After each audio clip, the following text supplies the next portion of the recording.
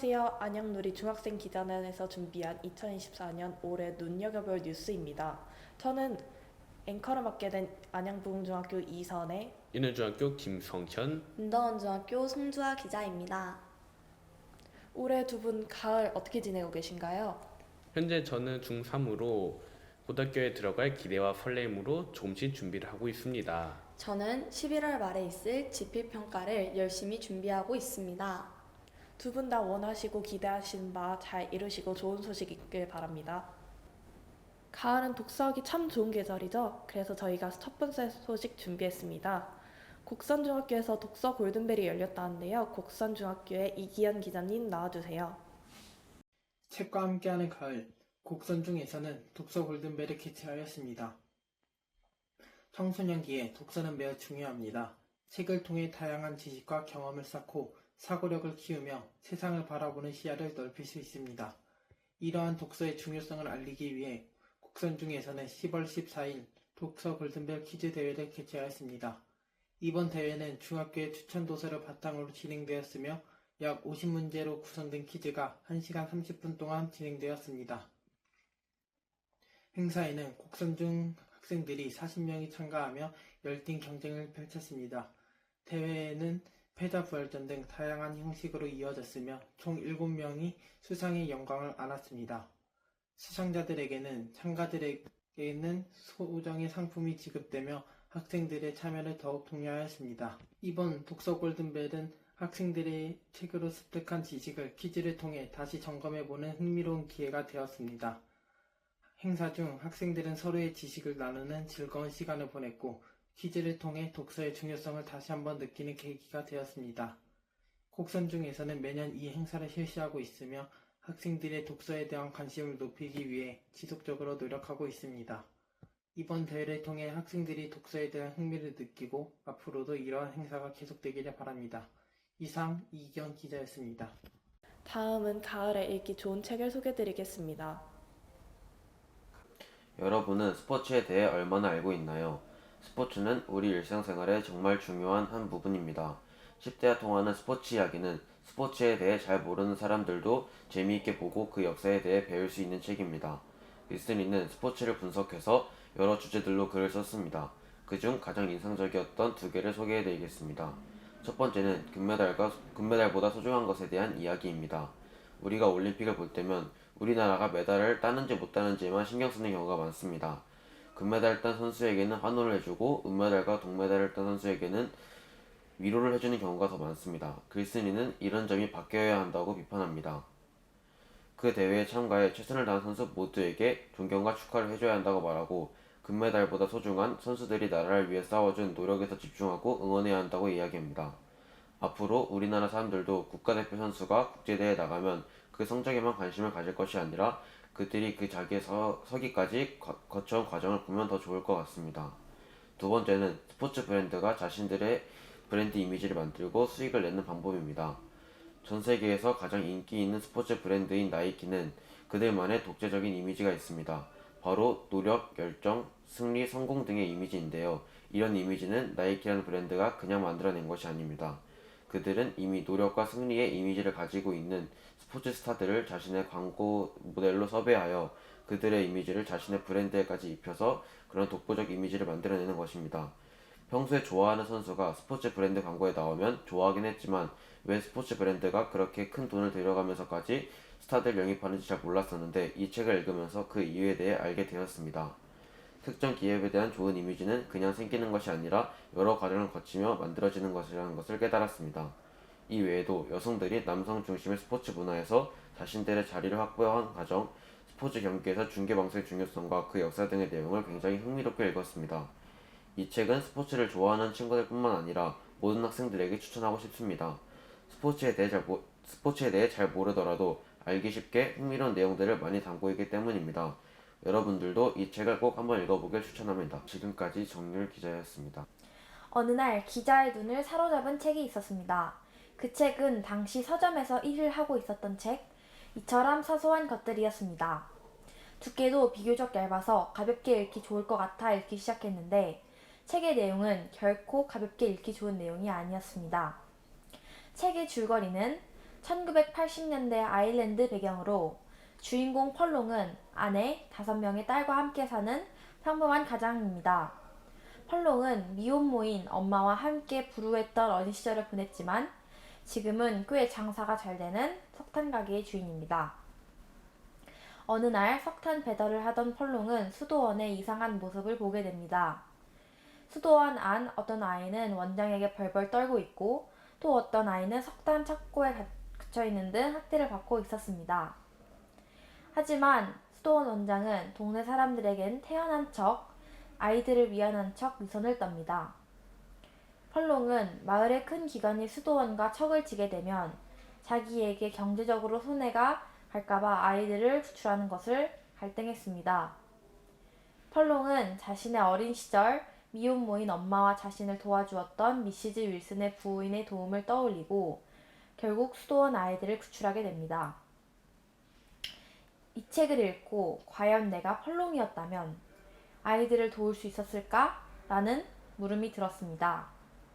아마도 본 기자에게는 어려운 일이었을 것 같습니다. 또 펄롱의 용기와 도움은 미시즈 윌슨의 도움과 겹쳐 보였습니다. 만약 미시즈 윌슨이 펄롱과 엄마의 일을 사소한 일로 여겼다면 펄롱은 살지 못했을 것이며 남을 도와주는 사람이 되지 못했을 것입니다. 즉 수도원의 일을 사소하다고 외면한 사람들로 인해 아이들은 정신적, 육체적 죽음에 이르게 되었을지도 모릅니다. 펄롱과 같은 사람들을 돕는 사람들이 많아지기를 염원합니다. 지금까지 김하윤 기자였습니다. 저는 이꼬님 작가의 책을 읽는 것을 좋아합니다. 평소 책을 읽지 않아도 이꼬님 작가의 책들은 언제나 재미있게 볼 수 있기 때문인데요. 지금부터 이꼬님 작가의 책 세 가지를 알아보겠습니다. 첫 번째 책은 세계를 건너 너에게 갈게입니다.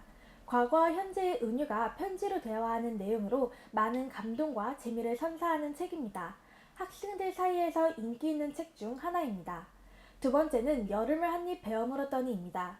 다른 사람들의 마음에 들리는 소년 유찬이와 자신의 존재가 필요 없다고 생각하는 지호의 학교 생활을 다룬 이야기입니다. 청소년의 풋풋한 감정을 느낄 수 있는 책 중 하나입니다. 세 번째는 당연하게도 나는 너를 이라는 책입니다.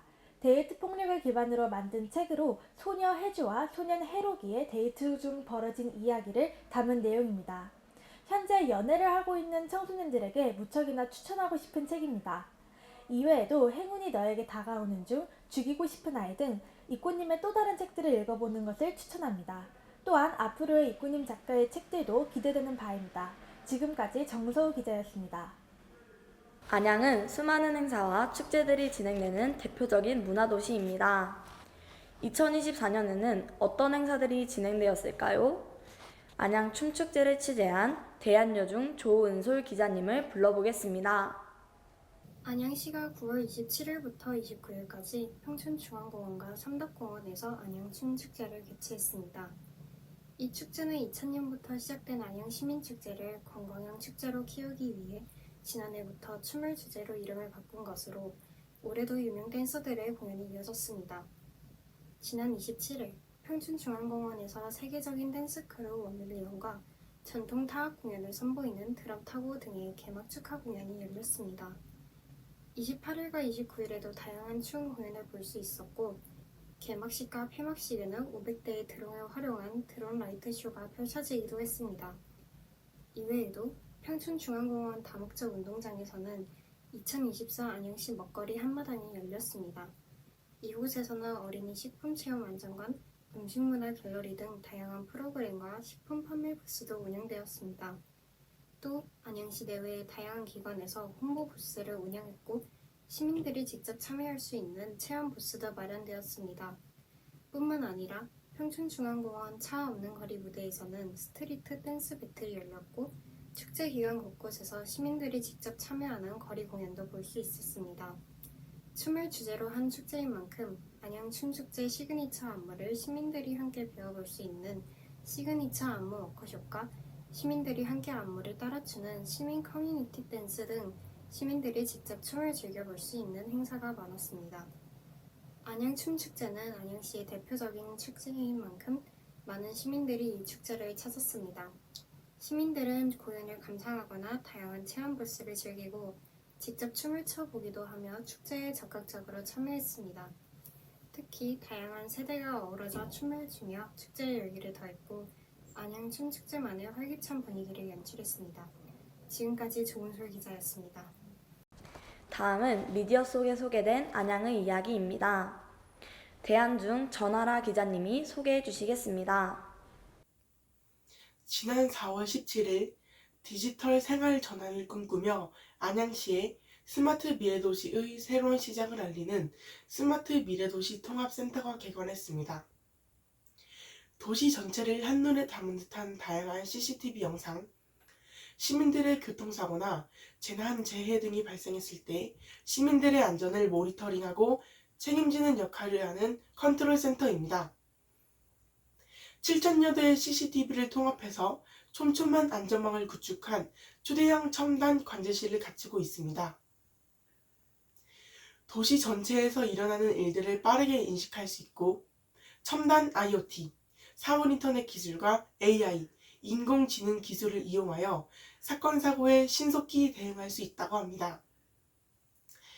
안전시설물 가상 설치 등 여러 체험을 할 수 있고 스마트 도시센터와 실시간으로 정보를 공유하므로 안전하게 운행되는 자율주행 버스 등을 볼 수 있습니다.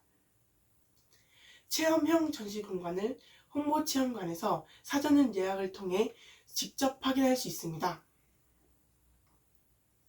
최대호 안양시장은 안양시가 공공 부분의 디지털 혁신을 선도하고 세계화에 발맞추어 나아가고 있다. 이러한 세계 속의 스마트 도시 안양시의 위상을 지속적으로 확대 발전시킬 수 있도록 시민과 함께하는 더욱 스마트한 안양시를 만들어갈 수 있도록 노력하겠다고 전했습니다. 지금까지 전하라 기자였습니다.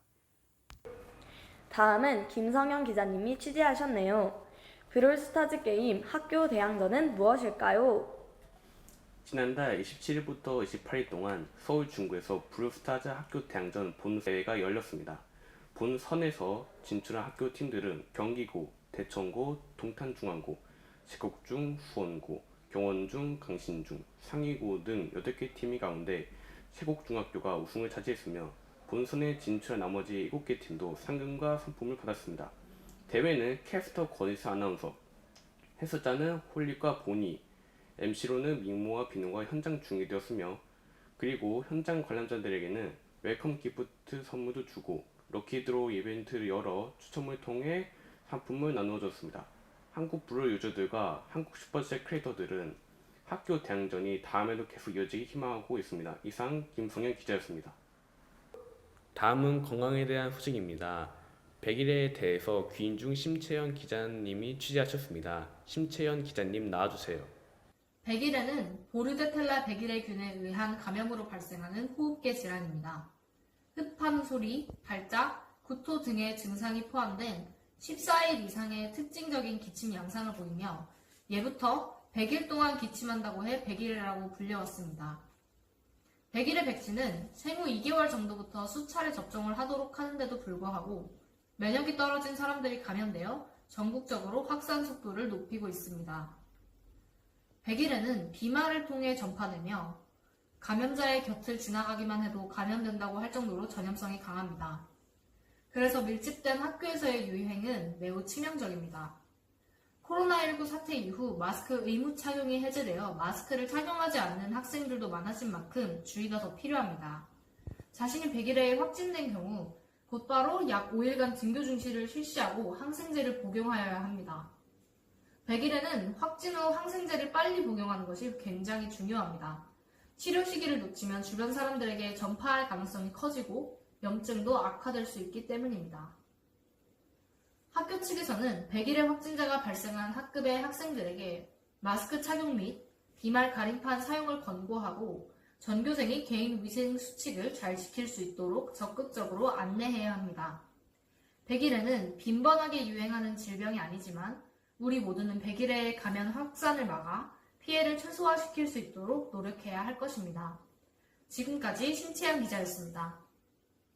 올 여름 식중독이 많이 유행했는데요. 식중독이 왜 위험한지 알아보겠습니다. 황유실 기자님. 식중독은 식품의 섭취로 인해 인체에 유해한 미생물 또는 유독 물질에 의하여 발생하였거나 발생한 것으로 판단되는 감염성 또는 독소형 질환을 말합니다. 식중독의 잠복기와 증상의 정도는 원인 물질에 따라 다르게 나타나는데요. 포도상균은 2시간에서 4시간 잠복기를 거쳐 심한 구토, 어지럼증, 두통 등이 일어납니다. 살모넬라균은 6시간에서 72시간 잠복기가 있고 보통 설사, 열 등이 있습니다.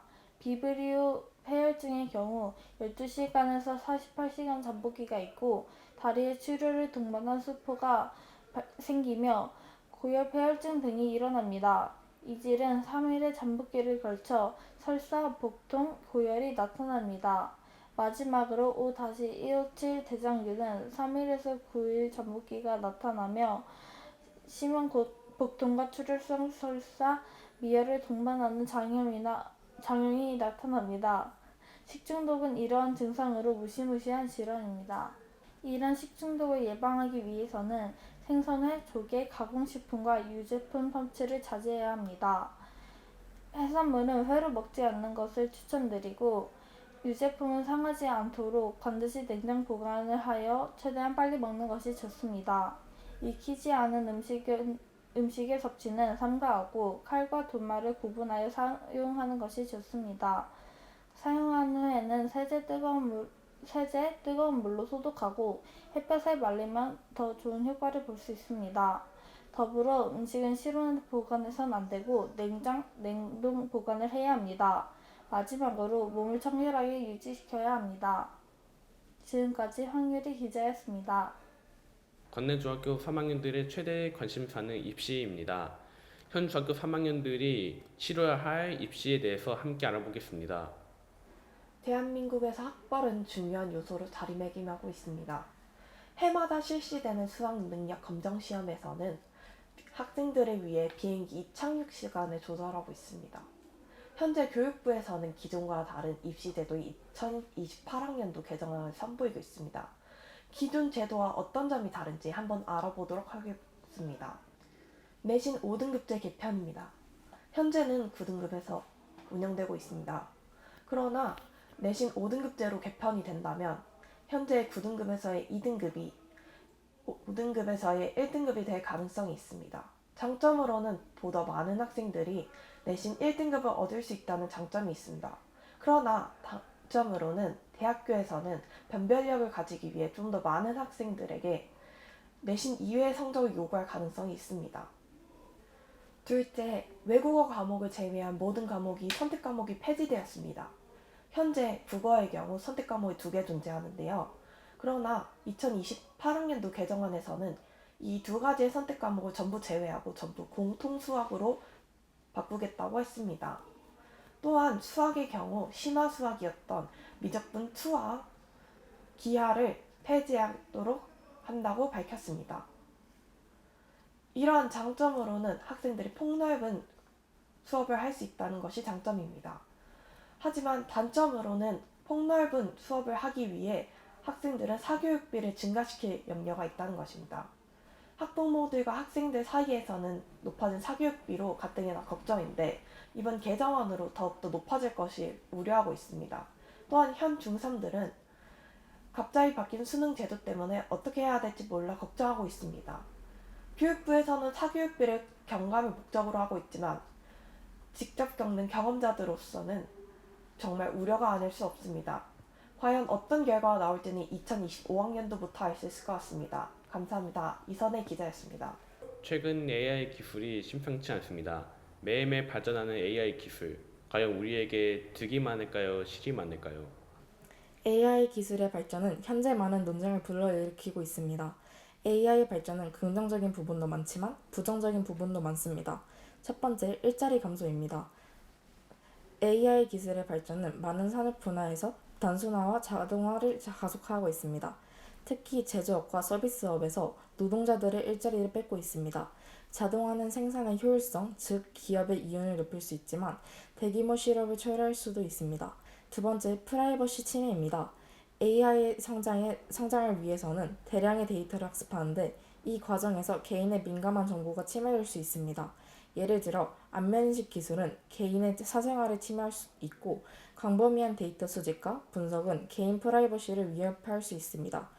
이를 통제하기 위해서는 법적 규제와 윤리적 기준이 동시에 마련되어야 할 것입니다. 세 번째, 편향된 알고리즘 학습입니다. AI 시스템은 인간이 만든 데이터를 학습하기 때문에 학습하는 데이터가 편향적이라면 AI도 편향된 결과를 도출할 가능성이 높습니다.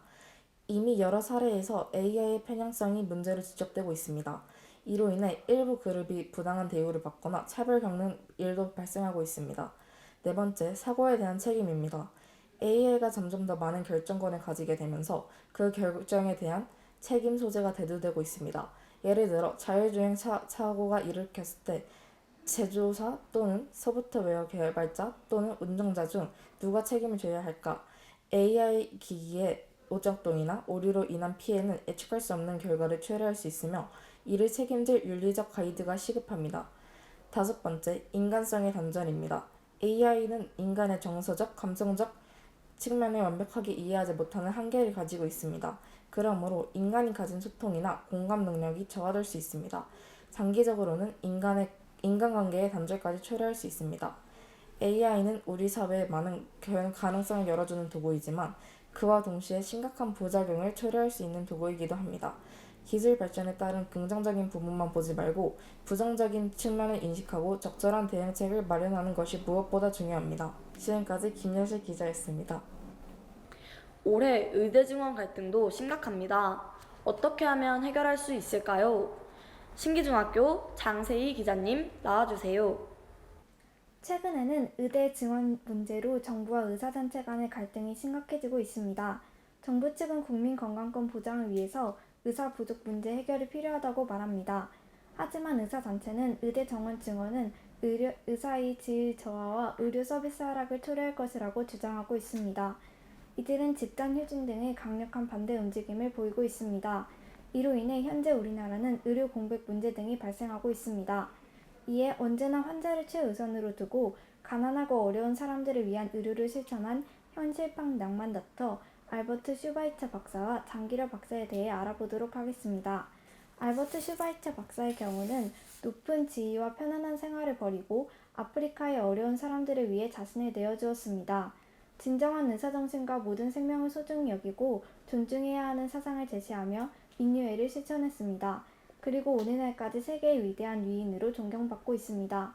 장기려 박사의 경우에는 깊은 신앙심을 기반으로 65년간 인수를 베풀며 봉사와 박애, 무소유를 실천했습니다.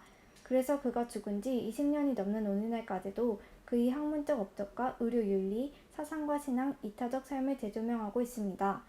이 내용들을 통해 지금의 의사들은 어떤 상황에서도 당장 생사의 갈림길에 놓인 환자들을 생각해야 합니다.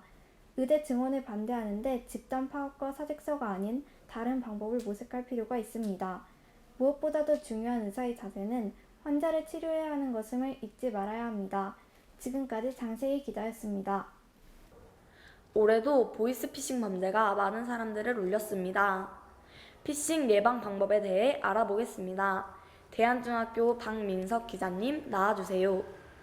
피싱은 불특정 다수에게 다양한 방법을 활용하여 위장된 홈페이지에 접속하게 한 뒤 인터넷 이용자들의 금연 정보를 빼가는 사기 수법을 의미합니다. 피싱의 종류로는 메시지 피싱과 보이스 피싱이 있습니다. 오늘은 메시지 피싱과 보이스 피싱의 예방법을 알아봅시다.